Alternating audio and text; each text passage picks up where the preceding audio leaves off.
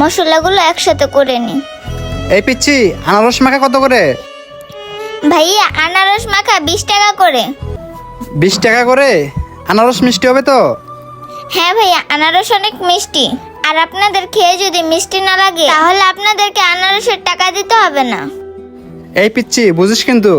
হ্যাঁ ভাইয়া, বললাম তো টাকা দিতে হবে না। ঠিক আছে, ভালো না হলে কিন্তু টাকা দিব না। আচ্ছা ঠিক আছে, আমাদের দুজনকে দুটো মাখা দে। আচ্ছা ঠিক আছে ভাইয়া, দিতেছি। ভাইয়াদেরকে আনারস মাখাটা ভালো করে বানিয়ে দিতে হবে যাতে খাইয়া মজা পায়। এখান থেকে হালকা একটু মরিচের গুঁড়োও দিয়ে দিই। এবার একটু সরিষা বাটা দিয়ে দিই।